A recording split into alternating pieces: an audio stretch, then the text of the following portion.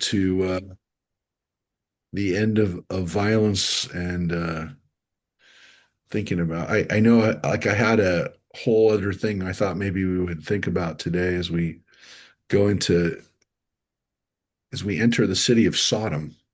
We're going to be visiting Sodom today. I thought maybe we'd have a different, something different on our minds, but I think it's appropriate because at the end of the day, as we're going to see today, Sodom is about it's about it's about a city, it's about a community, it's about what um, what makes a city a community, what makes it safe, um, what makes it, for want of a better word, obviously part of it's being godly or being respectful of its citizens and of humanity, if it has a conscience. And I think that's a fair thing for us to ask about our own cities and communities.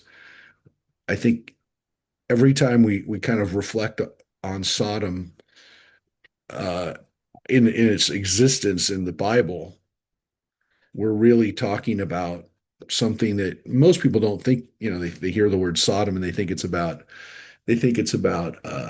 sexuality or kind of the darker parts of our personal behaviors. It's not.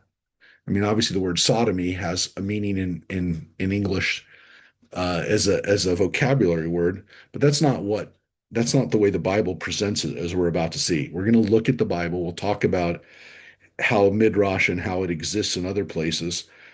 But interestingly, Sodom's really about communal responsibility. It's really the story of what happens in a civilization or in a society, not not about personal space and personal behavior, ironically, which is what, again, to some extent, it's become associated with because of um, the way we use the word in English. Um, yeah. Anybody have any non-sodomite stuff to say before we we jump in to Sodom? Last week, folks, we read about, or not last week, 2 weeks, our last session, we read chapter 18 and this amazing conversation, dialogue that Abraham has with God. And many people say it's the definitive moment where Abraham actually comes into his own. And if anything, when people say, well, what makes Abraham our ancestor? What makes Abraham worthy of being the ancestor of the Jewish people? It's this ability for him and courage for him to internally, for him to argue with God and say, what if there are righteous people in Sodom? You're going to destroy these communities. What if they're right? What if there are good people there? And so he argues with God on behalf of these people who, on the face of it, we haven't really gotten into it so much, but he doesn't really have a stake with these people in the sense that we know that Lot, his nephew, is living nearby. We know that Lot is in the region of Sodom. We haven't heard yet that he's living in Sodom. We know he got kidnapped with the people of Sodom. So Lot is already tied to these people.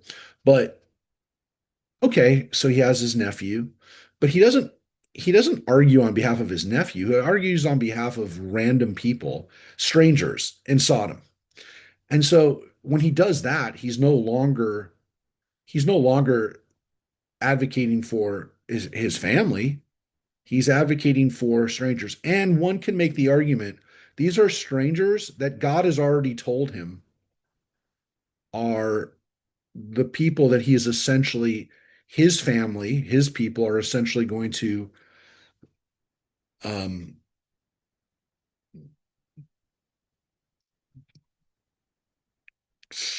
I mean, they're Abraham's descendants are going to be the ones who inherit this land instead of the Canaanites. Sodom is a Canaanite city. And to some extent, arguing for the city of Sodom is arguing for a continuation of the status quo. It's arguing for more time that his descendants don't get to be in the land. Simply said, if Sodom is destroyed, that accelerates when Abraham's family gets to take over. So Abraham has no vested interest in the success of Sodom. On the contrary, the quicker these people of Sodom and the other Canaanites are out, it's quicker for his family to come in. So it's interesting that Abraham has no reason to do what he did from the standpoint of his interests. And yet, this is where Abraham really steps into his own. Any questions, comments from 2 weeks ago? If you remembered anything from the discussion, Abraham starts at 50, goes down to 45, then goes to 40, then goes to 30, goes to 20, and then goes to 10. And that's what we're left off with is if there's 10 people, God says, I will not destroy the place for the sake of the 10. And that says, that's it. And we've already seen that the angels that were with him, with God, were they the two angels that was God there with two angels? It's not clear. The way that the angels are there with Abraham and with God, it's not really clear if God is one of the angels, appears as one of the angels, if God is like really all the angels, but one of the beings is there continuing to talk with Abraham. It's not clear. But chapter 19 begins with the angels going to Sodom. So, Rosemary's not going to be joining us, so she's not going to be in the mix today for reading. Do we have somebody who wants to start reading? Do we have a volunteer that would like to start reading chapter 19 of Genesis? Anybody? Judith volunteers. Thank you so much, John. John. Good morning, Judith. I was thinking John volunteered. It could be anybody. It does not have to be John. I know. Oh, yeah. How about Floyd? Floyd, jump in here. We're not you don't get to volunteering other people. Anybody? I'll be John, I guess you're going to go first. No, anyway. Could I have a quick question? Are there no toddlers in Sodom? Is this just an argument, Genesis 18, for moving to the suburbs?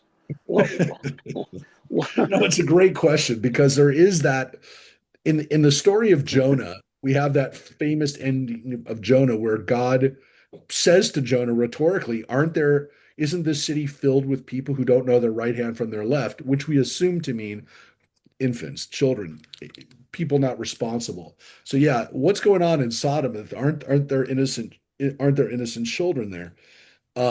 It's a great question because one could make the argument if there's 10 kids there, then it's not going to happen. So if they're innocent, how is how is this not a city where there's innocent children?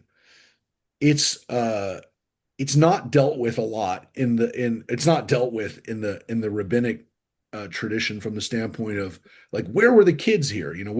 What's going on with the children? And again, we have the Jonah story, and you can make the argument, well, weren't there infants when the flood happened? Interestingly, when the question is asked in the Midrash, there is this understanding that like everyone's living for so long that there weren't many necessarily. There doesn't have to be. There's my wife. She just walked into the frame. I feel like Katie Porter. I'm going to start screaming at her to get out of the frame. You need to join Morning, Tracy. That's an interesting clip, by the way, that cost her any chance of being our governor, is screaming at the staffer behind her. Anyways, and the dog was here too, just so you know. There was also Ryder. Ryder made his entrance. You couldn't see him. Anyways, your favorite dog. Yeah, I know, whatever. Listen, after being at the Dodger game last night and having to walk out in shame as we couldn't score one run, this is the least shameful thing I've had in the last 24 hours. Anyway, I had to get back on the San Diego trolley with, fortunately, there were a lot of other Dodger fans. Anyways, not as shameful. but yeah, there's this issue of children being destroyed that the Bible leaves open to possibility and leaves and definitely for a more modern, kind of um, the more modern sensibilities we have. Yeah, it's a question because look, I was just looking at a recent article about, maybe recent, I mean like this morning at 5 o'clock in the morning, uh, on Lebanon and how many, when they list how many Hezbollah fighters have been killed and how many civilians in Lebanon, how many children were listed, how many kids have been listed as killed in Lebanon since this war. And again, remember, Israel did not ask Lebanon to get involved in Hezbollah to be involved. They Hezbollah took up the mantle or the charge or the command of Iran. That when the war with Iran started back at the end of February, that Hezbollah decided to attack Israel. I don't know what Israel would have done if they hadn't. I think Israel kind of expected them to. But yeah, I mean, we get those counts. We got those counts in Gaza. We got those counts here. We got the counts in Iran. When that school was hit at the beginning of the campaign. It was a horrific reminder of what happens in war. So yeah, these are not the fact that Floyd is bringing this up as a question here in the text.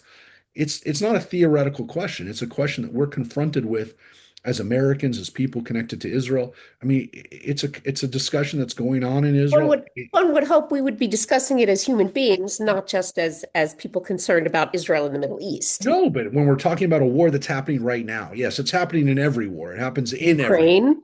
It happens in every war, but we're confronted with it because we take, I mean, as much as I am appalled for any loss of life, Judith, the reality is as somebody who supports Israel completely, with my heart, yeah, it affects me differently when Israel is responsible as a combatant for those losses, the same as when an American missile or bomb falls on a school, that it hurts. It should hurt. It shouldn't be something that we go, well, that's it. It's a cost of war, and that's what happens. You have to say, hey, how can we limit this, and how can we create situations where we don't have this, right? Where we don't have wars. So look, these are fair questions to ask and for us to be asking ourselves and to be looking at through the text. That's all I'm saying is that yes, on every level, anytime it happens, it's a problem. But for It's, us right now engaged in this, it's a problem. I have to Is answer it that. is it a fair question? Is that we're going to go down a rabbit hole? We're talking about something else. What? I don't think it's a fair question. why not? Because you're I'm allowed to defend myself, right? And if issues occur, if things occur in that march to defense, it's not on me, it's on you for causing me to defend myself. That's why. Okay, Don't don't attack me No, no, no. and I then no, and it's then cry that I don't defend myself in the manner you'd like me to. but you still somebody steps in front of your car No, no, and no, no, not the but no same. no no wait, listen to Not me. the same. That is not a good analogy.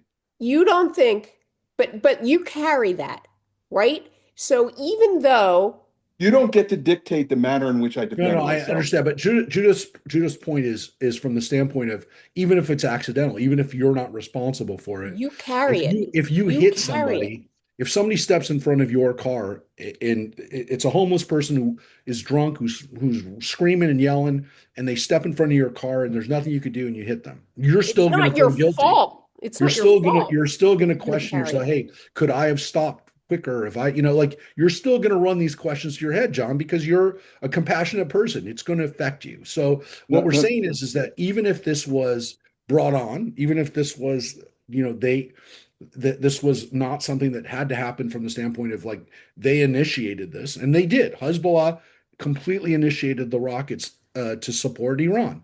Mhm. Again, Iran told them they had to. I'm not saying Israel said look, Hezbollah's decided to launch rockets again. This was the end of February, and now we're going to take them out. I mean, Israel wanted to take them out. Don't get me wrong. I'm not saying Israel wasn't looking for a reason to take them out, but they weren't. Their plan wasn't to say, "Hey, we're attacking Iran, and then we're also going to attack Hezbollah." The attack on Iran was preemptive. I mean, there's no question. Israel and the United States attacked Iran first with the understanding that this is an opportunity for us to try to take out their nuclear capabilities, whatever you want to say. But Hezbollah responding and then Israel responding is what I was talking about. I was talking about literally a situation where you can make the argument in this case that Israel did not ask to have a war in Lebanon. Now, if that happens and then innocent civilians are killed, it doesn't make it any easier for us to say, hey, did this happen? Could we have limited the amount of civilians that are killed? Is there any way for us to, and again, make the argument that Israel is working on it, but it's fair for us to ask that question. That's all I'm saying, John. It's not that we should walk away and go, hey, sorry, you started it, but it is this feeling of, gosh, when innocent children are dying, this is not the world that we should have, right? This is not the world. We're not at a place, at the very least, even if we say they started it, they're responsible for it. We say this is not the world we want to live in. We don't want to live in a world where kids are getting blown up today. That's all I'm saying. I mean, from the standpoint of what the text teaches us, I believe, is that Abraham, as our ancestor, asks that question. He asks the question, what if, God, there are innocent people there? If there are innocent people there, are you still going to justify this this retribution that you're gonna lay on, even if they deserve it, even if these people deserve it? That's all I'm saying. And again, even if it's as I said, you can make the argument it is in Israel's best interest to, at all times, to have Hezbollah cleared out of, for Hezbollah not to exist. But Abraham, like us today, we would say, if our enemies need to be killed, let's let's not rush into it with excitement, and let's not say, hey, maybe there's a way to minimize the carnage, especially to the non-combatants and especially to the children. Again, I know the arguments. You're gonna raise another generation of people that will hate you anyways, and I know the argument. But it's the argument of, can you kill baby Hitler? I know. But for right now, I say, let's just keep in mind this idea that our ancestor, Avraham, does not want to see an innocent civilian be killed, uh, even if the city deserves it.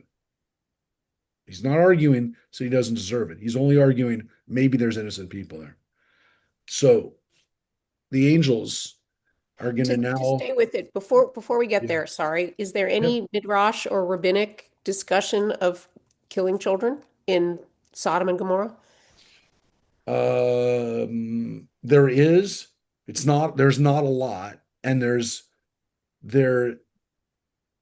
Um, I'll bring it. We're going to be reading Sodom and next week, so I will bring in the stuff about about the children. Generally speaking, the ones that I can think of off the top of my head are that they did really bad things to kids too. But I'll look. But I'll look to see they it. did bad things to kids, but that Yeah, no, doesn't no, mean I it, know. yeah. I know, but I'm just Okay. trying to think Okay. if that's, yeah. I'm trying to think where that plays out, where that yeah. I think yeah, I'll definitely get it for next week, because next week is part two of Sodom. I promise. Even if we weren't starting now, we were still going to do Sodom over 2 days, because the story is that it's one of those stories. All right, so Judith, you want to start? Sure. Two angels arrived in Sodom in the evening as Lot was sitting in the gate of Sodom. Sodom, sorry. When Lot saw them, he rose to greet them, and bowing low with his face to the ground, he said, "Please, my lords, turn aside to your servant's house to spend the night, and bathe your feet. Then you may be on your way early." But they said, "No, we will spend the night in the square." Okay. So the angels, again, still appear like they're humans in the sense that, when Lot sees them, he greets them, and he very much like Abraham, like his uncle, he's trying What's to provide what's the provide significance hospitality. of bathing your feet? So we saw this with Abraham, same thing, right? With Abraham and the angels when they came to him. Bathing the feet is something you would do to your guests to help them feel at home and for them to feel like, again, really at home, that this was allowing people to kind of wash off, freshen up, and really feel at home, right? It's a level of caring for your guests. Now, within Christianity and within specifically Catholic tradition, bathing of feet becomes something that has another level to it because Jesus bathes the feet of some of the disciples. That what happens is that it becomes an act not so much of hospitality, but one of humility and one of telling somebody, I'm caring for you in kind of the most intimate way. So there is this understanding that um, it is a way of essentially telling somebody, maybe on one level, you're home, and then another level, I care for you, and you as my guest or as my friend, I'm I'm making myself and making my home, my heart completely available to you by doing this. So this is something in the Hebrew Bible, which is definitely one of hospitality, of letting someone in your tent. But again, in Christianity, it's not so much Jesus letting people into his tent because he doesn't really have property. He's not living in a tent or a home. By that point, people were living in small houses, small apartments, if you will. Permanent structures in the Galilee. But reality is that we see people doing it in the Christian Bible as a form of compassion and again of really caring for a friend. Um, so it means a little something different though between the texts. That's why when you read biblical commentary, sometimes they obscure the original or the earlier version of it in the Hebrew Bible, which when Avraham does it, when Lot does it, he's telling people, "Come into my house. I'm gonna bathe your feet, and then I'll feed you. I'll take care of you. I'll give you a place to sleep." But it's kind of like the first act of hospitality. So he says that to the angels. It's not apparent that he knows who they are right away. He could, but we're not sure that Abraham knows that they're angels right away either. And it's a very similar situation. We see that Lot has from his uncle, from his again, the man who kind of raised him, that he's continued in these traditions of hospitality. We also see that without a doubt, Lot is living in Sodom. He's living in Sodom. He's there.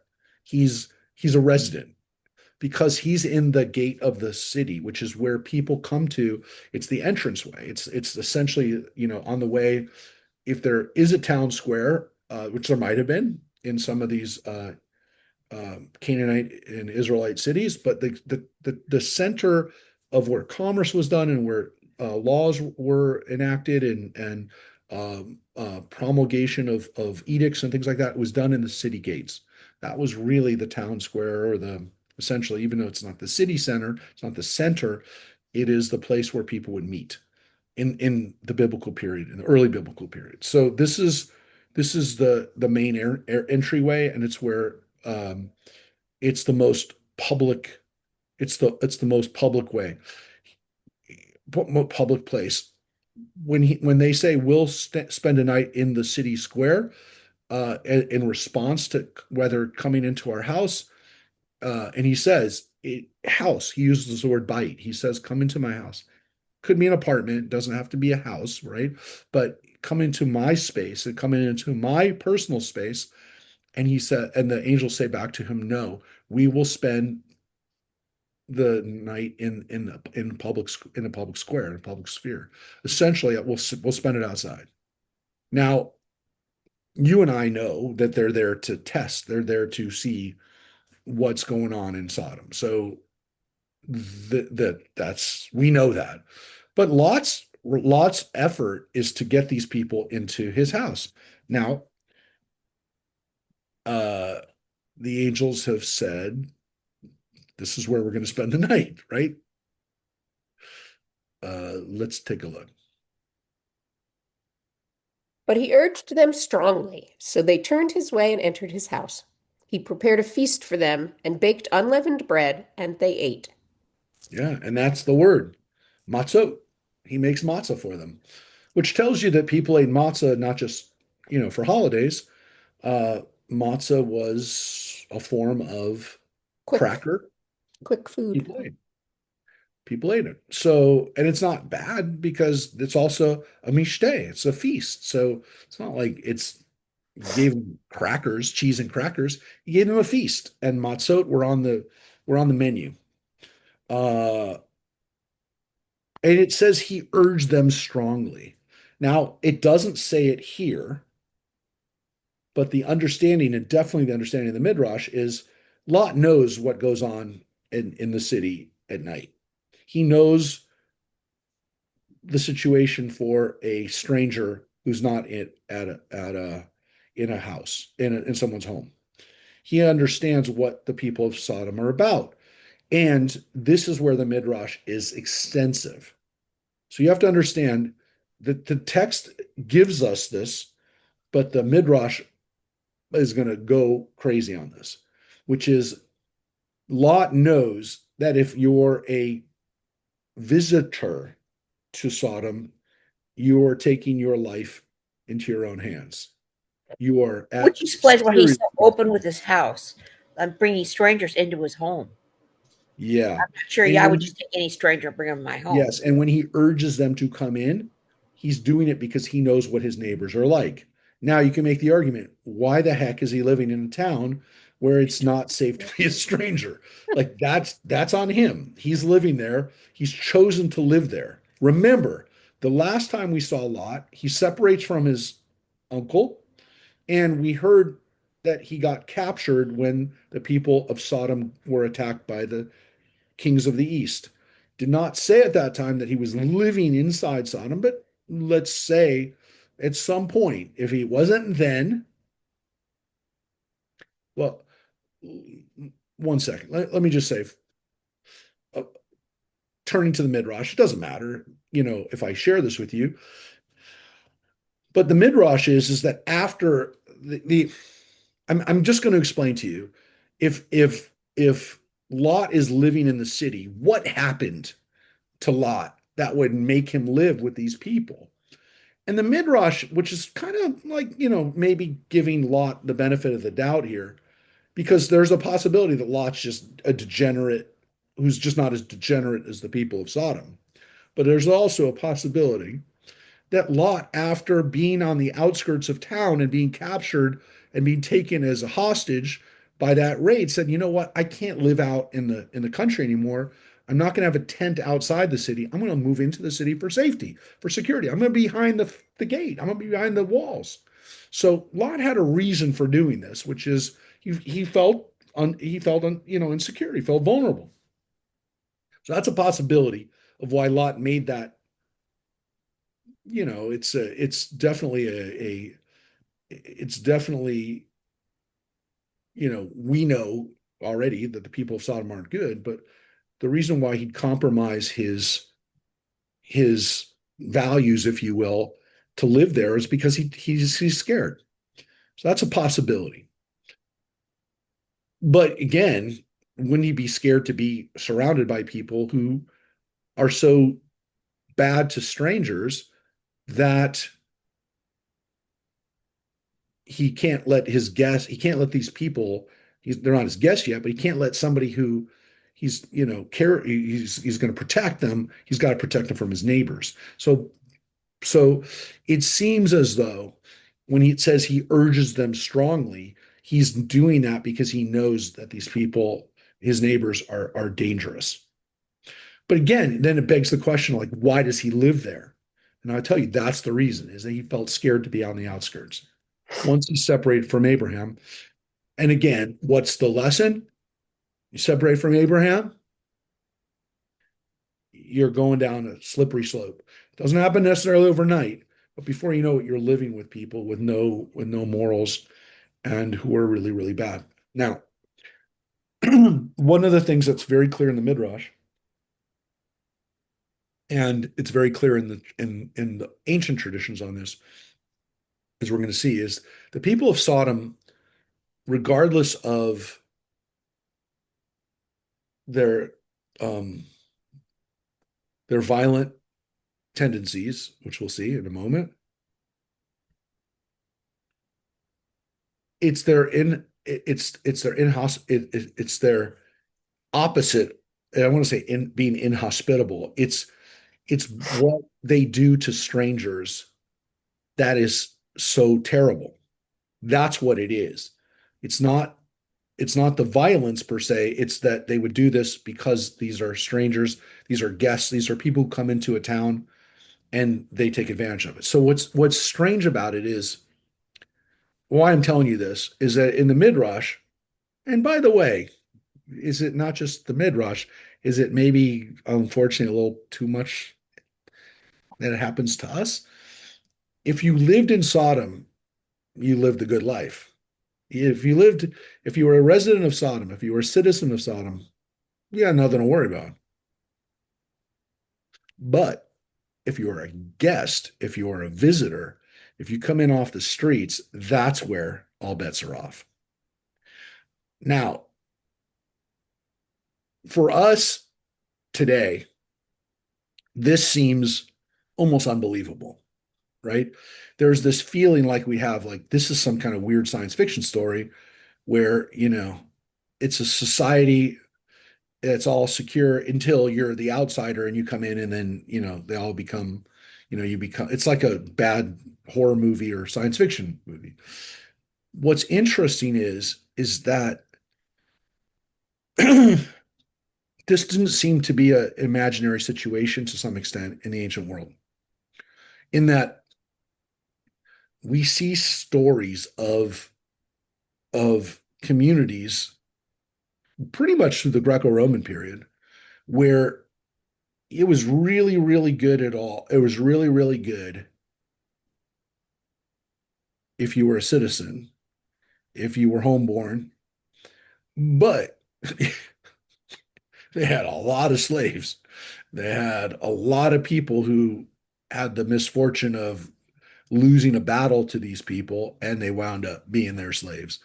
Um, there's a lot of stories and a lot of, it seems, it's difficult to say archaeologically, the evidence scientifically, but there's enough reporting on this, not just in the Bible, but in other places to say that, oh no, this was real. This was not just a midrash on imaginary predators, a city of predators, that there were places where you were taking your life into your own hands if you just came there as a guest. So I know it seems strange to some extent, but yeah, I mean, we have to ask ourselves.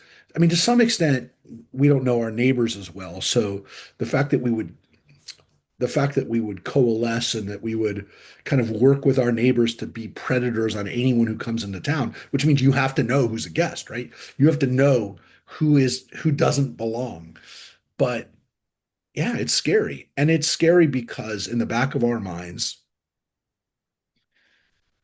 we worry that this isn't a horror story, that we will create this ourselves, right? That we will get to a point where, you know, we'll either draw, the security zone around our homes or our force fields or whatever it is, and it becomes like, those science fiction nightmares because, we might do it because we're saying we've got to prevent, this new virus from entering our communities, or we have to assume that everyone outside of the wall is a is a terrorist or is a person that's going to attack us, whatever the reason is, we know that it's in our minds. Like it's the science fiction and fantasy and horror work because there's an element of truth to it that we know it could happen. And I believe that we're closer to being able to make this happen again than we have been in centuries because of our technology, because we could literally, you know, create a situation so only residents can walk around the city because everyone's facial recognition is run through the system so that if you're not supposed to be there, you can be arrested or you can be pulled off the street. So we could get to this again. I mean, the weird thing is that this nightmare of what Sodom was, we've come back to it. We've come back around to it. I'm not saying it's going to happen tomorrow, and I'm not saying like it's. I don't want to say it's already happening, but we have the potential, and I think we know we have the potential, and I think the technology makes it even uh, higher likelihood that we go back to this, and there might be cities that to some extent, the agreement that they have is that this is what you have to do in order to live in the city. You have to agree to not bring in guests, or you have to agree that, um, this is you essentially give up your some levels of what we would call personal space or civil rights in order to live in this community for the sake of safety, for the sake of. So to me, this story that we're going to become pretty familiar with, just keep it in the back of your mind how close or how much we might have played out some of these scenarios in our heads. I'm not saying like I'm not obsessed with this, by the way. I don't want to tell like I sit there and think about this all the time, but I do think about the possibilities of what the future holds for us. So Lot does his best to get these people off the street, and they agree, right? They agree to come into his house. But what happens? They had not yet lain down when the townsmen, the men of Sodom, young and old, the whole entire body, gathered about the house. And they shouted to Lot and said to him, "Where are the ones who came to you tonight? Bring them out to us that we may be intimate with them." Yeah, so let's pause right there. Those couple verses.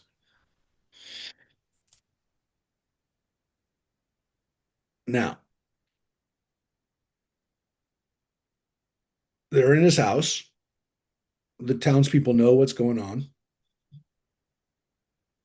and they gather around the house. And it says, everybody, from the young to the old, Minar ad Zaken. Nar is a teenager, is a young man. Now, it does say that these are men. I will say it does specifically say men.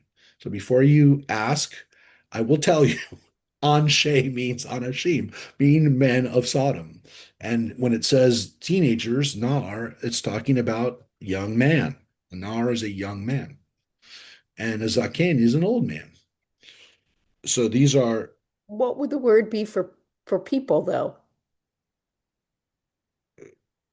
um, Like oh, you we mean say if it wasn't women? if it was both. Well, I will tell you this. It's possible only from the stand. Well,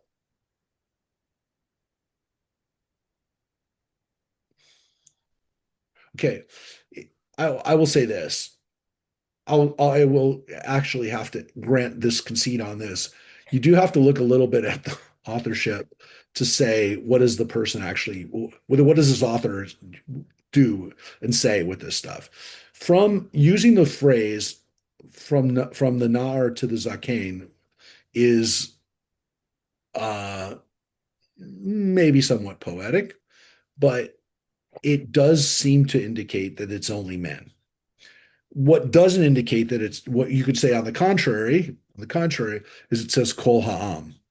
And that they translated that as the entire body, which I think is an interesting choice. because am doesn't mean body in that sense. It doesn't mean the physical body. It Means means the body collective. politic. It means the Yeah. body politic, if you will, right? So you know what the word am is? On me, like Nation. Beth on me. It means my people. It means the people. Similar in the Arabic to the word ummah is the people. So it does. That's where you could say it's everybody. But the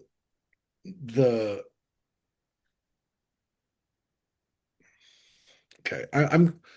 I will tell you based on the linguistics here that it is the men, most likely, because not only does it say Narad Zaken, it actually says it twice. It says Anshe Ha'ir, the men of the town, which they translate as townsmen. That's a good translation.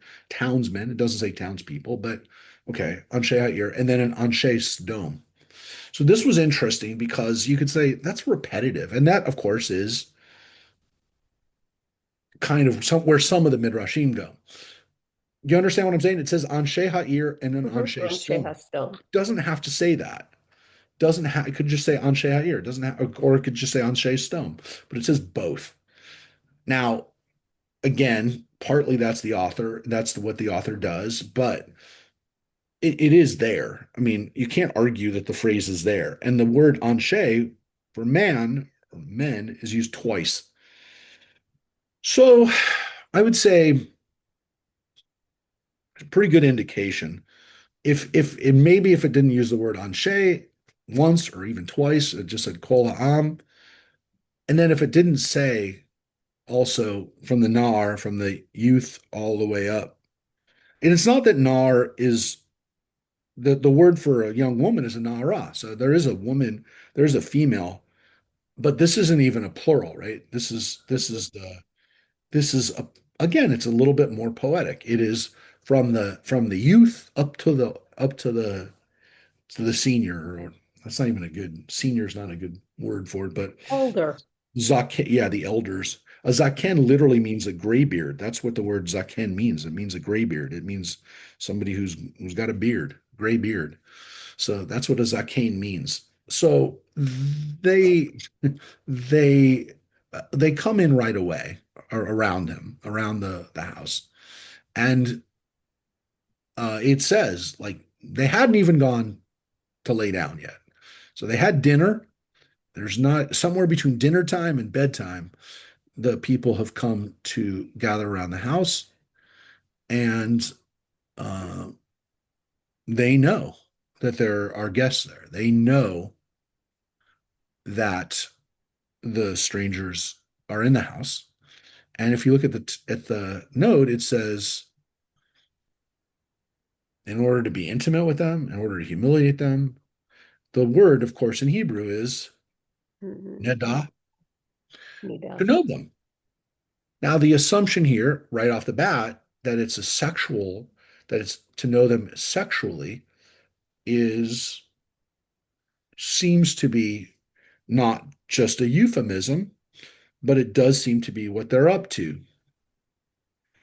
So, Rabbi, yeah, the Christian Bible does definitely say that they want to have sex with them. what does the translation say? The literal, the not the commentary, but Okay. what Uh, does your translation all say? right, hold on. Before they had gone to bed, all the men from every part of the city of Sodom, both young and old, surrounded the house. They called to Lot, "Where are the men who came to you tonight? Bring them out to us so that we can have sex with them." So your translation went with and it's consistent with the other translations you share with us, goes with the most literal, plain version of the text, which there's nothing wrong with that. It's just that's actually a good Bible to have in front of you normally to know, well, what does it really mean? You Now, want me to read the note? it also, by the way, takes out the nuance of it. But yeah, yeah. What does the note say? Okay. Have sex with them. Homosexuality was so characteristic of the men of Sodom that it is still often called sodomy. Okay, that's where I'm going to depart from it, not because I know that there's an agenda to the translation. I'm going to tell you that's not what the text says, okay? Because because you can argue that that's the case, if what happens in the text doesn't happen. Okay. If what you're about to see doesn't happen. So I'm glad you shared that with us because almost all of us have a preconceived notion of what Sodom means because of the word sodomy, right? But that's not what happens in the text. That's why, again, let's open it up to what we think is going to happen here. But what happens here initially is, again, it seems to be that we are going to rape them. Now, the matter of factness to this indicates that this is what happens. This is what they do. This is what you're in store for if you're a stranger and you come to Sodom. Again, the fact that the translation also conveyed this was young and old, however you want to look at it, this is clearly men of all ages are participating in this, which again, back to the question initially about children, they're getting young people involved in this stuff right from the beginning, right? They're from about the time that they're, you can make the argument from the time that they're sexually active. So the rape that the rape that is hanging over us right now, by the way, when this story is taught oftentimes to people, I think oftentimes, maybe even in the Sunday school version, they don't. I mean, how do you teach this to kids? I mean, like, this is where, again, this is the first, like, really, really bad scene, though I would argue Noah's Ark is not without creating nightmares if you read the actual text in its original form. But this is impossible to teach to young people. And what's so tough about this is that the power of this story is so great, and it is referred to in so many places later on in the Bible, right? Other Bible stories, other prophets talk about Sodom and Gomorrah, reflect on it. It was a big part of our consciousness. That not to talk about it is not really an option, but we don't talk about what really happens here. And so people miss the point. They miss the real lesson from this story. And how do you even talk about this with a kid? Plus, how do you get a hold through, like, one of the greatest parts of Abraham's story is the one we just read in chapter 18, where he argues on behalf of the people. That's why Abraham, again, can make the argument. That's why he's our ancestor, is because he's willing even to confront God about justice. And how do you make sense of that if you don't have the rest of the story? If you don't know what's at stake, the story doesn't really have that much power. But then you get into this circle of like, well, okay, so now I got to talk to the kids about what happens here. You can't tell this story in its original form to kids. I mean, you can't. You can't. This is not this. If you tell kids what happens in this story, okay, maybe even to, like, I don't know. You don't say that they're going to get raped. You say we're going to attack these strangers. Whatever you're going to say. I'm sorry. You're going to have to excise the next part. The next part cannot be taught to kids unless you have no understanding of, withholding age appropriate information. I mean, maybe, I don't know. You tell me what age you want to teach a kid this next story, because this is where the story goes. And this is the part that usually is excised. This is the part that's usually adapted. This is the part that's usually, changed, that you might never have read. This part might have been the edited form that you got, didn't have this part. So Lot went out to them to the entrance, shut the door behind him, and said, I beg you, my friends, do not commit such a wrong. Look, I have 2 daughters who have not known a man. Let me bring them out to you, and you may do to them as you please, but do not do anything to the others, since they have come under the shelter of my roof. You heard that, right?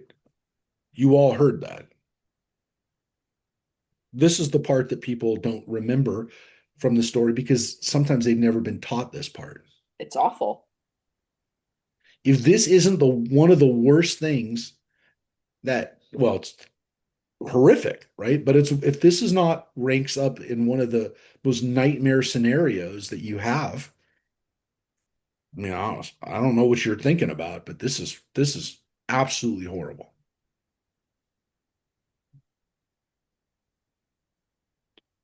But they said, stand back. The fellow, they said, came here as an alien, and already he acts like the ruler. Now we will deal worse with you than with them. And they pressed hard against the man, against Lot, and moved forward to break the door. But the others reached out and pulled Lot into the house with them and shut the door. Right. So in this confrontation that Lot has with his neighbors,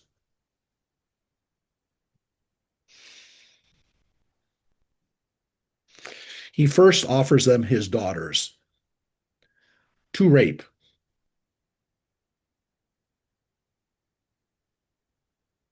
Take my daughters and leave these men alone. But not himself.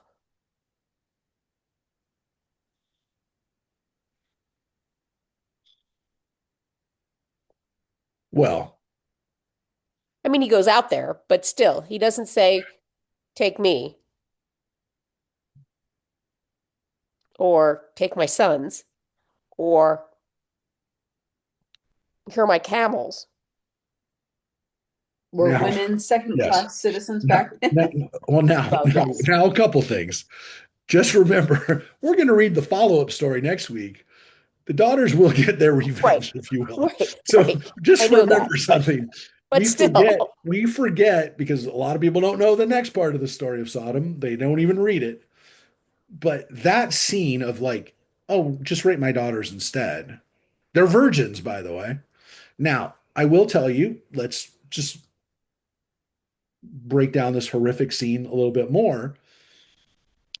Their refusal to take that in the deal, right? Isn't that they say, hey, we don't want women, we're here for the guys. It seems as though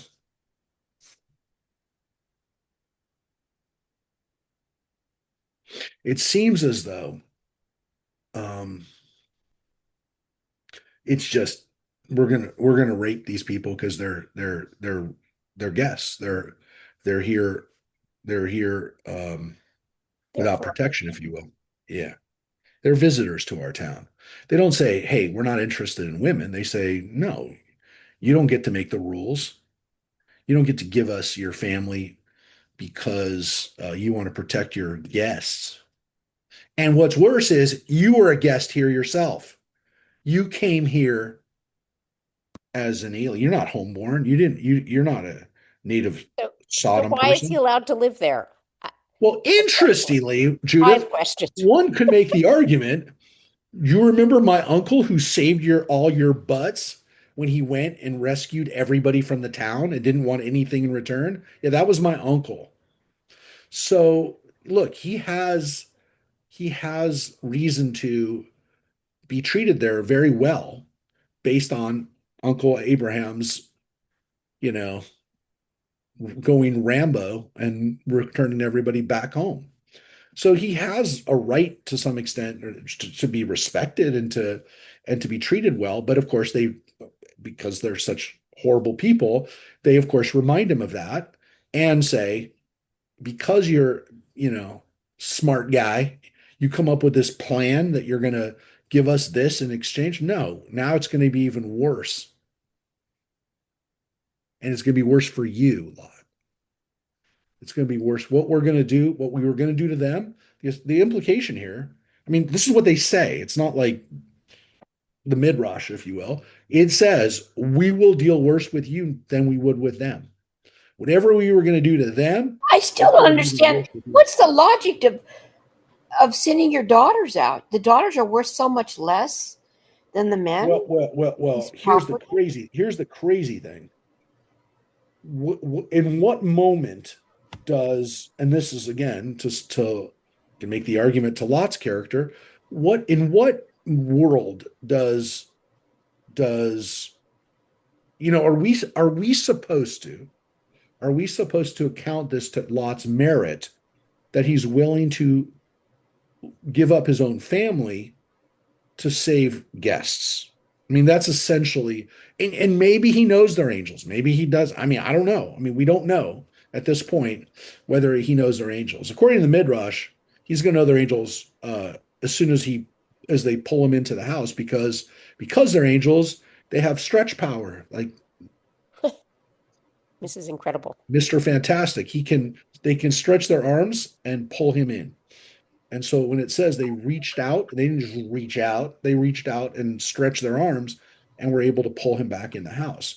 So he's going to know very quick that these are not just regular people, but he's going to know it from the text also. So it's just a minute or two later, he's going to see how powerful these guys are. But does he know who they are? Because he seems to be trying to protect them and that they can't protect themselves because, you can make the argument if he knew how powerful they were, you would just say, "Hey, angels, time to do your thing now. Take care of these guys." And he doesn't do that. So it's a tough look. You can look at it from any angle. I don't know. You run this through your head as much as you want. Lot, Lot offering up his daughters, is that a meritorious action?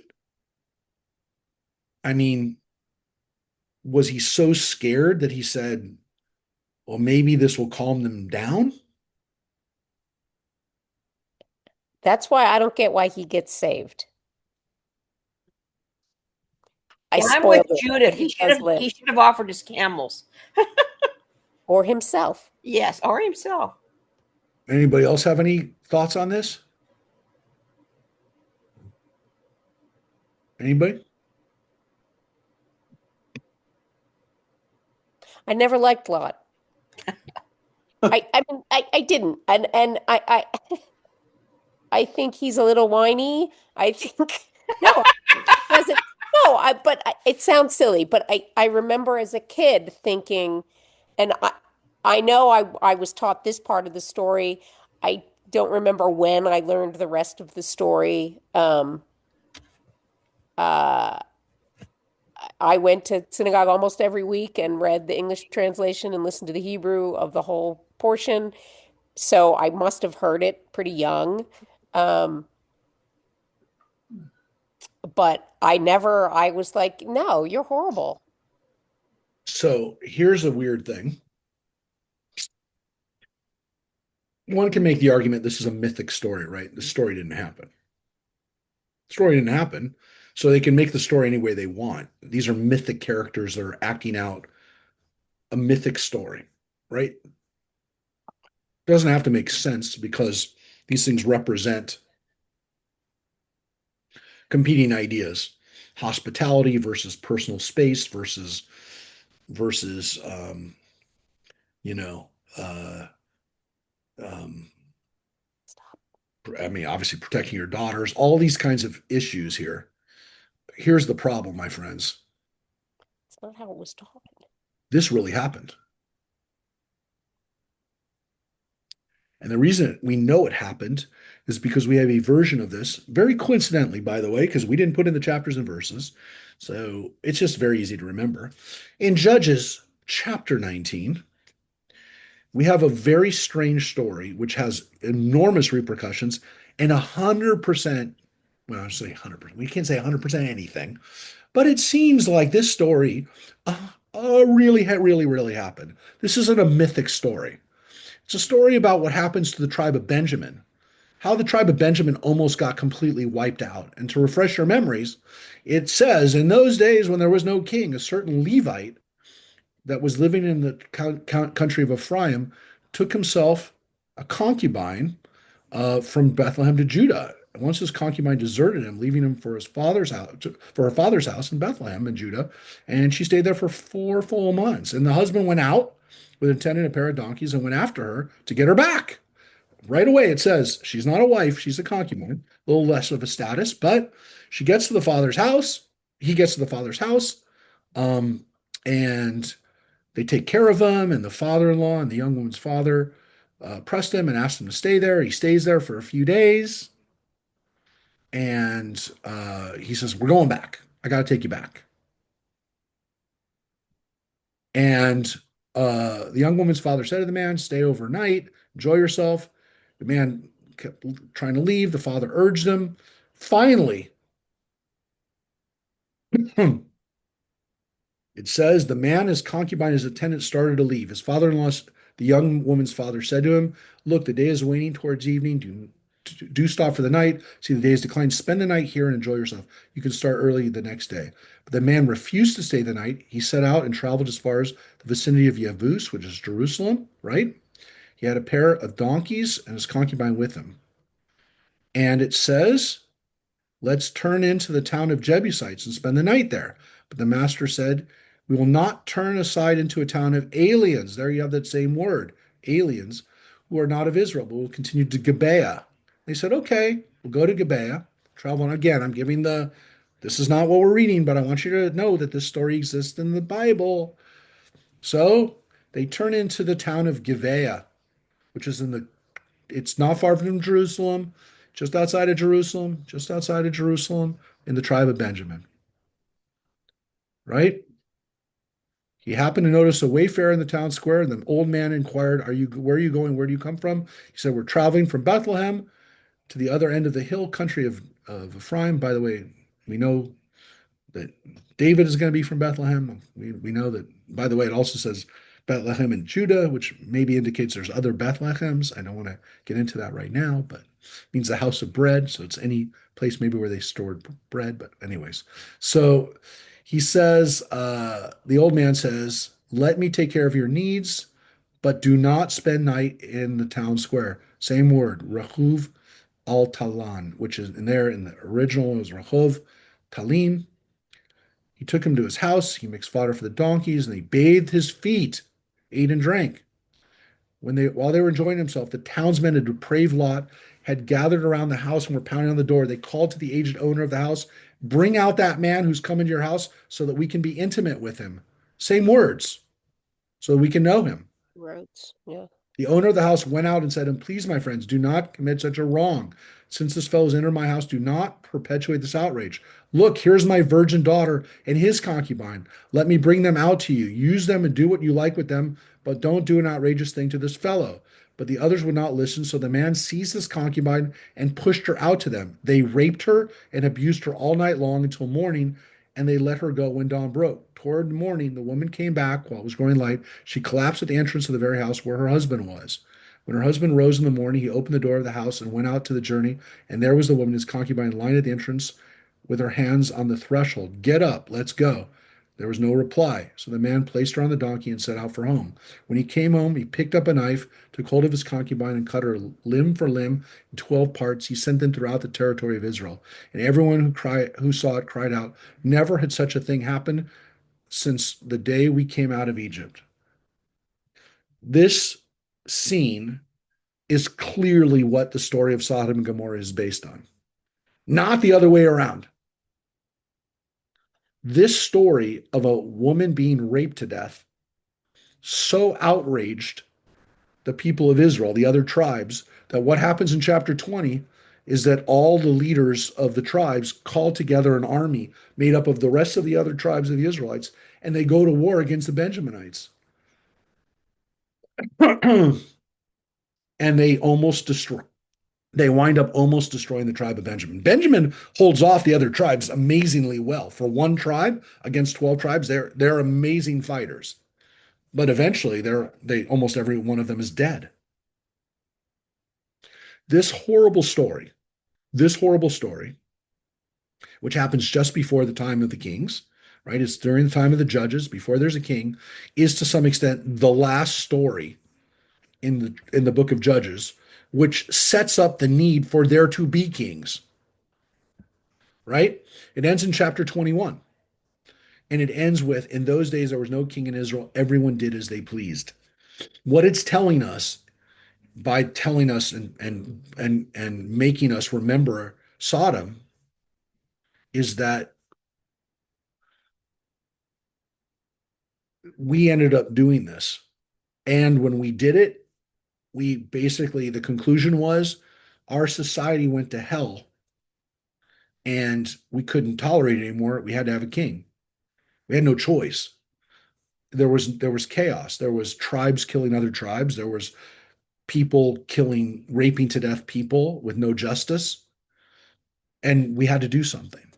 So So is the the Bible? story of Sodom, when you realize that this is the mythic story, but it's not what you think it is. The mythic story here is really this is the worst that people can do, and when it gets to this level, there's going to have to be something new. We're going to have to bring something else. Now, what I'm going to tell you right now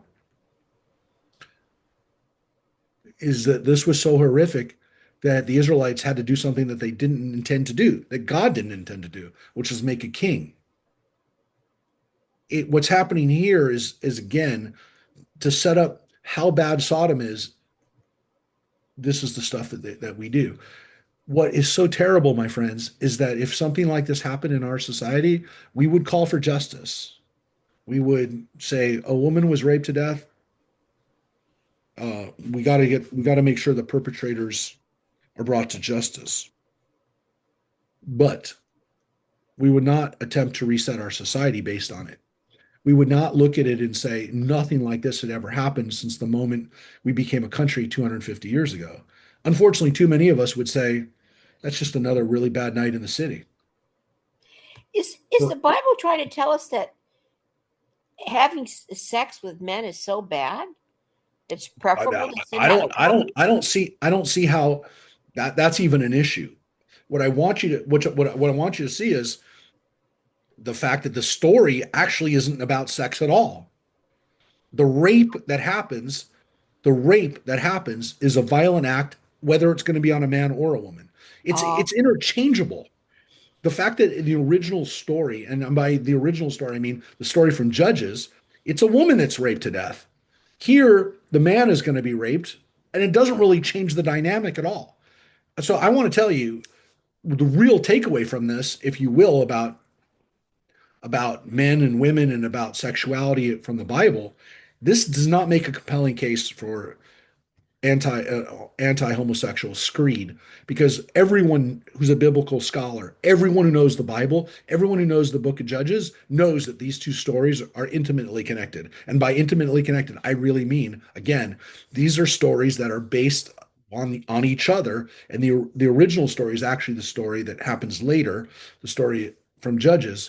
This is the, I wouldn't say the midrash on it, but this is really the imagination of what was so bad about Sodom. It's that it's that it sets the tone for it, because the way the story is going to be shaped in our minds, the way it's shaped as the text delivers it.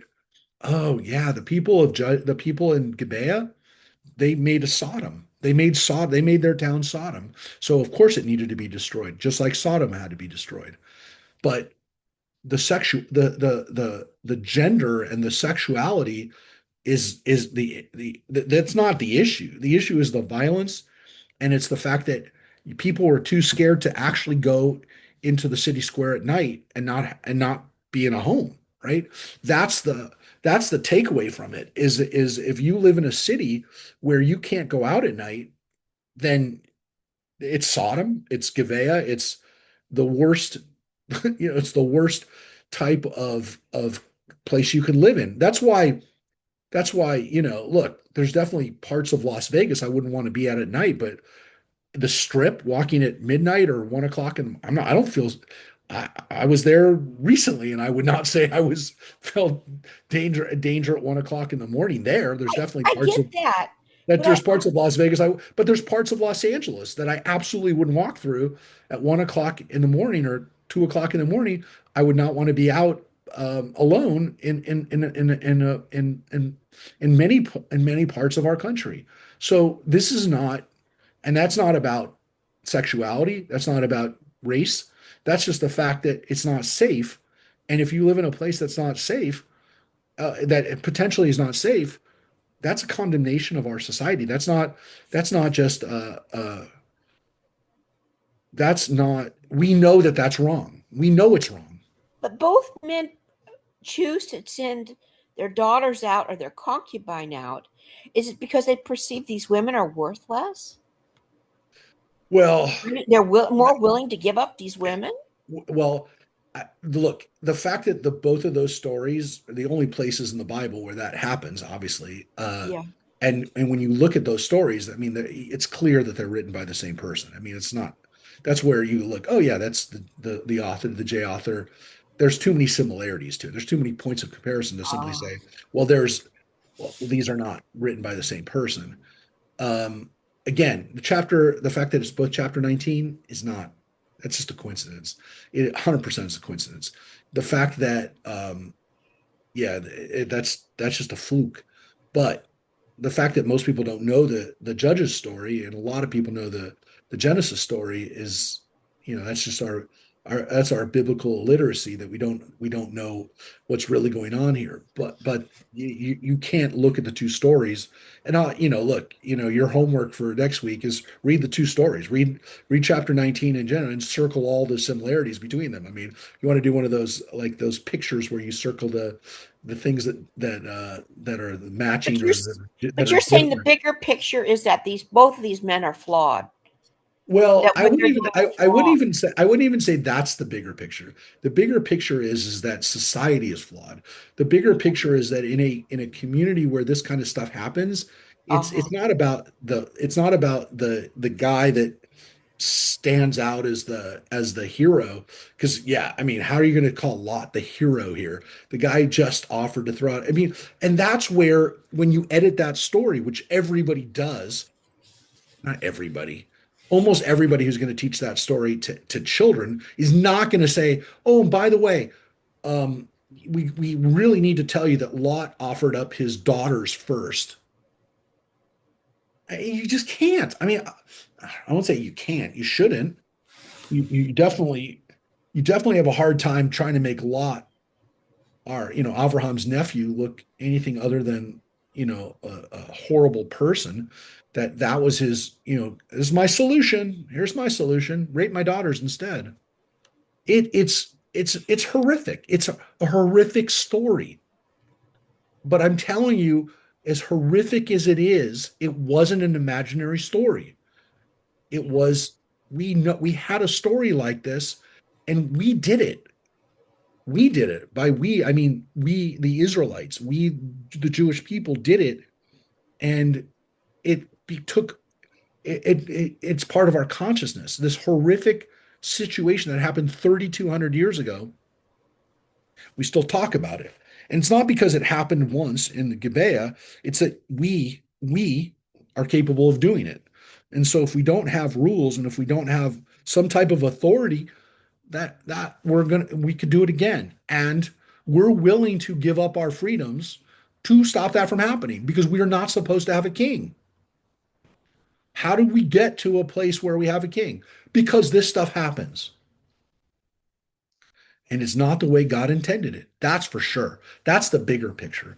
I'm jumping ahead, but you asked it, and I will tell you that's the bigger picture. If you read this story and you think it's about having sex with a guy, I mean, that's not even the little picture. That's the minuscule picture. This is not what's happening here. And again, unfortunately, that's the takeaway that some people have from this. It's like literally going out to dinner at a fancy restaurant and going, the water was fantastic. This was the best tap water I've ever had. I'm just horrified that these women were worth so little value. I think Your daughters. it's definitely I don't know. Look, all I can tell you is, as a man, it's horrific. I always thought that's like, how do you, how do you, how does that, how would you do that? But Yeah. as a father, once I became a father of daughters, I'm like, Yeah. you got to be kidding me. Who does that? Who, like, protecting my daughters is like the thing that I wake up at and basically say that this is, and it's not protecting their integrity, it's protecting them from violence. It's protecting them. Like, it's my Right. biggest It's just so nightmare. horrific. It, Just a it's a horrific thing to horrific, do. it's a horrific story, and it's a nightmare. It's literally a nightmare. You Could I still add see it today another with part of this? Yeah. It's and this is not the big picture either. Another minuscule part that the phenomenon of rape has, I've always believed, has nothing to do, very little to do with sex, but has to do with power. And it's clear that the rapists in this case are powerful men, or they want to exert their power. They have not seen the visitors who are in Lot's house. They're not sexually attracted to them at all. And the fact that there is a crowd of them adds to this cowardice, but the power of the mob, where you can you can do things under the guise of a crowd that you couldn't do individually. So, I mean, if I'm trying to No, make, Floyd, that's a great point. They don't see them. They haven't seen them. It doesn't matter. You're right. There's no physical attraction. This is literally where, and this is, as you said, this is the mob. This is what happens when societies are run by the by a mass of people that just can be turned loose. And gosh, we've seen it. We've seen it in our own communities. I mean, we've seen how a mob can descend through through a community, through a riot, and break things and steal things. And you're like, those people probably didn't wake up that day thinking that they were going to be becoming a part of a mob that's going to break, destroy, pillage, and steal things. Yeah, even But in a war, right? when people Soldiers. do it, you're like, oh my gosh, that's a massive amount of people, and you're like, that's not 10 people or even 100 people. There's hundreds of people that descended on, we have videoed. I mean, like, it's not like you can replay the video and see it. You're like, that's amazing. And yeah, so we know we're capable of it. We know we're capable of it. And again, I say we because there are people there who did not think that day they were going to be taking part in that kind of violence. But yeah, thanks for reminding us that, again, it's not like they were like, oh, these are really handsome angels that just came to our town. They never saw them. Didn't matter what they look like. It's power. And yeah, and you look at people who've done that in some of the more high profile situations, and you're like, it's a good looking guy, right? He didn't have to do this. He didn't have to, but it was about power. It was about, there's nothing about in it. It's not about looks or about an intimacy of, being of attraction. This is the so, other thing I wanted to say is that unlike other mobs, like in Shakespeare, where a speaker can speak logic to the mob and defang them, where you blocks, you stones, you worse than senseless things, where you can talk to someone and or a group of people and shame them. There was no attempt by Lot to reason with these people because he knew there is no reason involved at this point. It is at a flashpoint. So even if well, no, he does. He says, look, he says, don't, he begs them, don't do this, right? But yeah, you're right in the that's not, sense that that doesn't tell them why he shouldn't do that. I It know doesn't he appeal to doesn't. their reason. Yeah. It was his attempt to uh, to talk him out of it, but there wasn't much of an attempt. Anyhow, it just struck No, me that but it's interesting that in very biblical tradition, though, rather than reason with them, rather than try to reason with them, he comes up with a solution, and that's the weird thing. The yeah, solution, good the solution. solution is, I have an answer for you. You need to get your violence out, or you need to get your power dynamic out.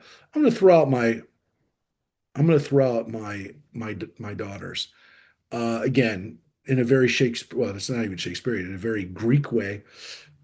Yeah, Lot is going to get paid back for this. I promise you. In the next chapter, it's a role reversal, and it's an amazing part of the story, which also people don't read because they get to the story of Sodom and they have to edit it and they have to take out the really uh, well, they're critical parts of it, but they're pretty horrific. Some pretty horrific behavior, the worst. Isn't there Um, also a sense that the thing that is attractive to this mob is that this is new meat that everyone else in the town has been with everyone else in the town, and the fact that these are strangers, this is new, that's what makes them attractive. that is definitely in the midrash. So the idea that this is new meat is the other way of looking at what is it that what is the dynamic here? What excites the people of Sodom? And um, that is there. But from a biblical standpoint, it's that again, on one extreme you have bathing a stranger's feet, and on the other you have, oh, it's fresh meat. And so this is the yeah, from fresh meat to bathed feet to fresh meat. This is the spectrum, and this is again, it's horrific because it is a mob. It is not one person. It is there's multiple people involved in this attack, and again, even if it's mythic, which I already shared with you, there's a mythic element to this, but there's also a factual, hey, we this is where this is how it happened. Um, yeah, a society responsible for this. This is a community responsible for this. And so when it says anashim over and over again, it's talking about a collective responsibility. It's terrible. This is a terrible um, it's a terrible thing to think that human beings are capable of. And again, the people of Stone are not hypothetical. They are played out in the story of Gibeah, and of course, it is existing in our back of our mind. What is our society capable of? So let's read a little bit more. We'll finish up with, if you will, the we don't want to leave you with a complete cliffhanger. This will take us to uh, the the angels doing their thing. And those who were at the entrance of the house, low and high alike, they, they struck with blinding light, so that they were helpless to find the entrance. Then the agents said to Lot, "Whom else have you here? In-laws, your sons and daughters themselves, anyone else that you have in the city? Bring them out of the place." Yeah, and again, you were like agents. Well, because it says Ha'anashim, and clearly it's not the men outside, it's the guys, it's the angels. So they translated it as agents. I'm not wild about that. They might as well have just said the angels there, but they have not been calling them angels, which again, up until this time, though again, the rabbis say as soon as they reach out and bring them in, they're doing angelic superhuman stuff. But we're not clear. We're not clear that, I mean, in reality, this is where it's going to be, something's going to happen. But uh, they were struck with the blinding light, right? So that uh, we assume the angels did that because it says they struck them. They were they were struck by the angels. They were blinded. So that's supernatural, right? They couldn't see and they couldn't get to the door. So that I remember seeing a movie version of this. They did a Bible um, story a long time ago with I think it was the John Houston version of the Bible, where they get the people at the door get struck by blindness, and it was pretty wild. You know that they're that's the first part of it. It's not just that they're you know whatever destroyed. It's that they can't find the entrance anymore. Which, by the way, it's there is a I think it's meant to be. it's meant to be very powerful irony that these people who wanted to rape somebody, the entrance to a house is definitely symbolic of sexual of sexual penetration. And so they can't even find now the entrance. So looking for the entrance to the door, or looking to the entrance to get into the house, it's as if like they can't, they wouldn't be able to find them to have sex with them either. I'm not making that. I'm not saying that's a midrash. That's there. So when they say get everybody together, here's what we learn. For we are about to destroy this place, because the outcry against them before God has become so great that God has sent us to destroy it. So Lot went out and spoke to his in-laws, who had married his daughters, and said, Up, get out of this place, for God is about to destroy the city. But he seemed to his sons-in-law as one who jests. Yeah, so this is part of the story. Now, we got a problem. We got a problem here, which of course the Midrash is going to step in and start to deal with. Wait a second. The daughters didn't know men. How are they already married? They're already married? They were sons-in-laws? Well, there's different midrashim here because there's a contradiction. Are they married or they did not? Are they Well, promised? so there's a possibility that yes, they were celebrating the wedding that night. The two daughters of Lot were about to get married, but they haven't yet. They've been married, but they haven't consummated the wedding yet. The marriage. It's not been consummated. So that's one possibility. There's another possibility, which is Lot has more than two daughters. That's another possibility.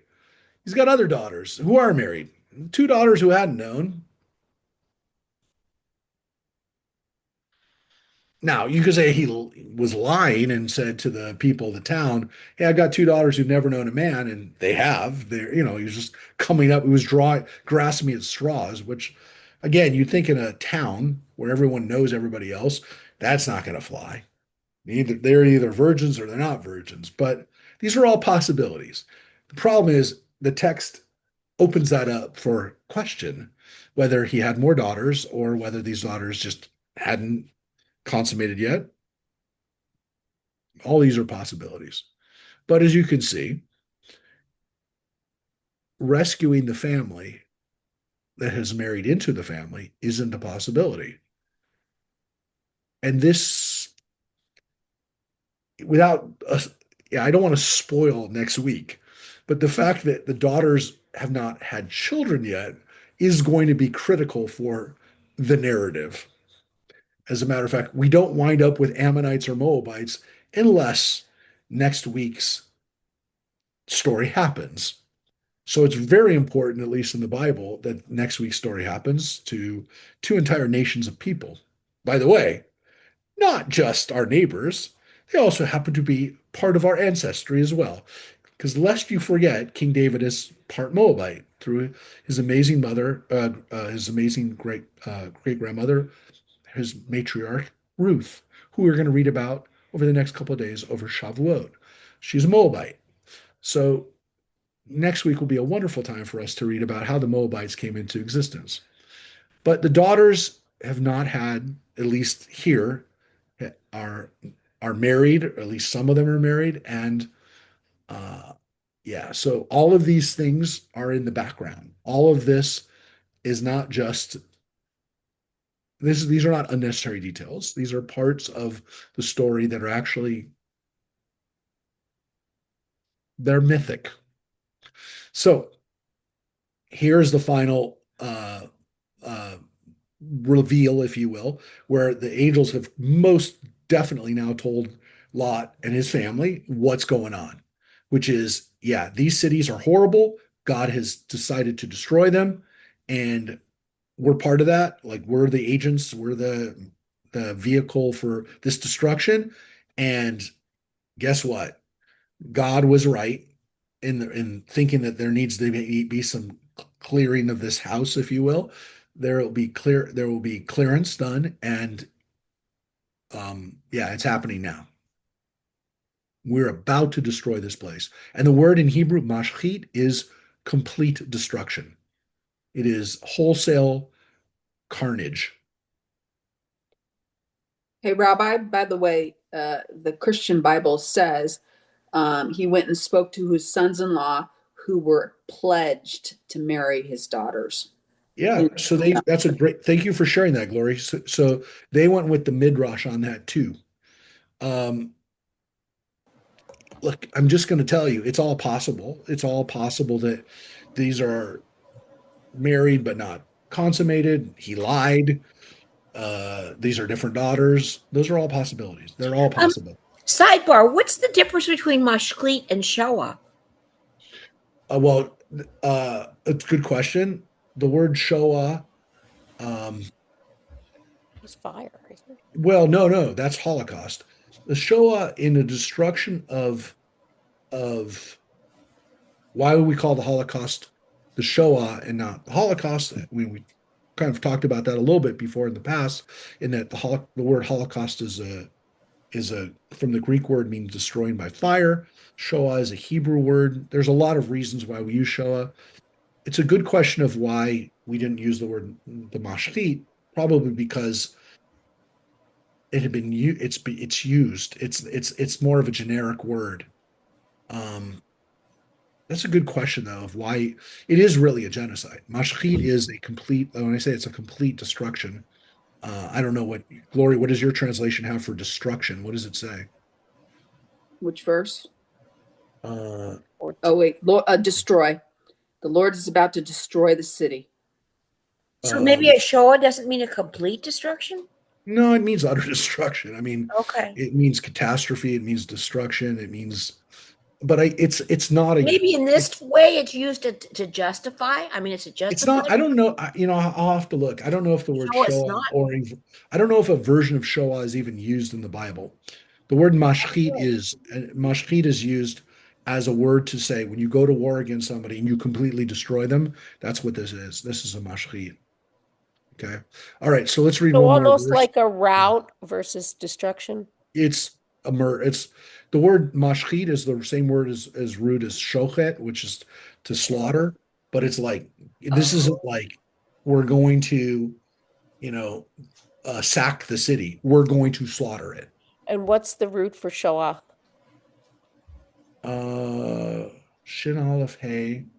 I don't know. It's a good question. I mean, it's not a I think it's catastrophe, but And it's but not used in the it's not Torah a at all. common it's not a common word. It's not like shachat, which is used for, murder Shochet. and Lots of things. shochet, you know what I mean? And So it's yeah, and again, we started using the word shoah because it was a Hebrew word too. But that's a word But it's I not used understand in the is Torah. to me. Shoah's not used in the Torah. I don't think it's used. I don't think there. I'm going to see if even there's a version of it that's used, even the root.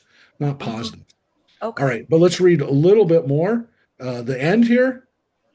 as dawn broke, the angels urged Lot on, saying, Lot, as dawn broke, the angels urged Lot on, saying, Up, take your wife and your two remaining daughters, lest you be swept away because of the iniquity of the city. Still he delayed. So the agents seized his hand and the hands of his wife and his two daughters in God's mercy on him, and brought him out and left him outside the city. Yeah. By the way, Glory, does your translation in 15 say two remaining daughters? It does not. It says, hold on, let me see. Um, hurry, take your wife and your two daughters who are here, or you Yeah. will be swept away when the city is Yeah. punished. So that's the translation of the word nimtza, nimtza, which is the word matzah with an aleph means to find, right? So it's the daughters that you have nearby, right? It doesn't have to be your remaining daughters. The two daughters you've got there. So Uh-oh. It's open to interpretation. I do like the remaining daughters issue, which is that Lot didn't get his whole family out. I think it's important to have the understanding that the two daughters who left, or maybe the younger two daughters, the daughters, it could have been even more daughters. It doesn't say that there's two daughters that stayed behind. It could be that there were five daughters that stayed behind. I mean, the guy had a lot of daughters. He's like Tevye. He has a lot of daughters. And because Tevye, by the way, in the story has between 5 and 7 daughters, because there's different, he wrote the serialized versions of the Tevye stories. Yeah, he doesn't have 3 daughters, by the way. Even in the play, he has 5 daughters. But there's versions of it that some versions of Shalom Aleichem stories, he has 7 daughters, which, by the way, is supposed to be part of Tevye's troubles, is that he has to get marriages for 7 daughters. But, anyways, it's like the worst thing you can imagine. But the remaining daughters, okay, I think that's actually not a bad translation of the word Nimtzot, because it does say Nimtzot. The daughters that you've got, the daughters that you could find, the daughters that are there. The word matzah doesn't need to be like literally found. Like I didn't know it was here, right? It could be it could be the um, that you have on hand, that you've acquired, or that it's not just I found it. Uh, by the way, it's the root for the word motzi, hamotzi lechem minards, who brings forth, usually translated as to come out, or to Provide. that we have in our hands. So he has these 2 daughters that he does take out, and it is important that they're 2 daughters, because those are the daughters that are going to come with him out of the city. And by the way, we'll see why, because When they had brought him outside, one said, "Flee for your life. Do not look behind you, not stop anywhere in the plain. Flee to the hills, lest you be swept away." But Lot said to them, "Oh no, my lord. You've been so gracious to your servant and have already shown me so much kindness in order to save my life. But I cannot flee to the hills, lest the disaster overtake me and I die. Look, that town there is near enough to flee to. It is such a little place. Let me flee there. It is such a little place, and let my life be saved." He replied, "Very well, I will grant you this favor too, and I will not annihilate the town of which you have spoken." yeah, we're gonna finish off there. That's still a cliffhanger. Uh, so Lot gets to one of the cities that's nearby that seems to have been on the list to be destroyed, and uh, there's still stuff to happen. That's why I say there was no way that we were not going to be doing this over 2 days. But I will tell you, for the really, really, really um, memorable scene of Lot's wife, we will get to it next week. We'll see it right away. I thought maybe we'd end there, but arguably we could have ended a little bit before. This story is definitely a lot to take in. And I never intended for us to do the whole thing during the time we have together. And next week, when we read really what's part of the story of Sodom, which technically speaking, the Christian scholars who put in the chapters and verses had this next scene as part of the chapter, which you could make the argument it's part of the Sodom story. It's part of the tale of Sodom, the next part, the next 15 or so verses. That's part of the as part of their the way that they see that story being a narrative unit. Uh, and again, who am I to tell them that's not a way to look at it, but it's definitely too much for us to take in at once. And there was no way we're going to end on a happier note other than the fact that guess what? They, uh, they, at least some of them are saved. I don't know. That's that some live to fight another day, if you will. But yeah, it's a horrific story. I mean, it is supposed to be the worst story, if you will, in the Bible, of the worst and most depraved behavior. What do we learn from it? Well, we better learn not to be like this, because the fire and brimstone that come down on the town, uh, we haven't even finished. You haven't, we haven't finished with that. Because the description of what is left behind, what happens, is what we're going to read next week, which many people have likened to the Holocaust, in the sense that the imagery that's used there in the rest of the chapter is very reminiscent of of the Shoah. All right. Well, like I said, there was no way to end on a happy note today, and while we try to go out with something to think about, let's in a positive way, let's go out hoping and praying and doing our part to make sure our society doesn't get too much like Sodom, because whether or not God is going to destroy it, uh, you don't want to live in it. That's for sure. And it's not something we can just say, "Yeah, I just live here," because that's what Lot said for however long it took him to get to however many years transpired from the time that he broke away from Abraham to this. You can't just say, "Hey, I only live here.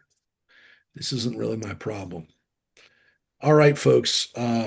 We will see you same time next week. We'll be, God willing, together for a chance to finish this. And in the meantime, we want to wish everyone a Chag Sameach. It is Shavuot, time of celebrating getting the Torah. And this Friday night, we're going to have a special Shavuot themed Shabbat with Rick and Addie, and some music and some celebration. And we have a bat mitzvah we're celebrating at our Cheesecake? shul. There'll be cheesecake. There'll be blintzes. Be Hmm. blintzes. How We many won't be times can I there. talk Sorry. blintzes? Oh, well, Won't be there either. you brought oneg last time. We were And hoping we're you could still eating those cookies. share in the bounty of Shavuot, which unfortunately for most of us, we only think about the blintzes and cheesecake, but it really is celebrating receiving the Torah. And of course, we get to do that every week. So thank you everybody for being here. And I'm What sorry I'm not there. You know, it would be nice. I know. Well, what's tomorrow all night, right. Rabbi? Tomorrow night is Wednesday night is our Jewish journey. Is our session where we talk about the history of Israel, which seems very timely too right now, given not just the current events, but the fact that we this last week we had the secular calendar. On the secular calendar, we had the commemoration of the 78th anniversary of Israel, which is hard to believe that many of us were there 3 years ago for the 75th. And many people talking about Israel and about the borders and about um, how we got to, we're going to be reading really pretty studying, kind of like learning about kind of 1950 to 1967, 70. That's, or 73 probably, through the 73 war will be next week. All right, everybody. Thank you. And make sure your feet are bathed. See you, Rabbi.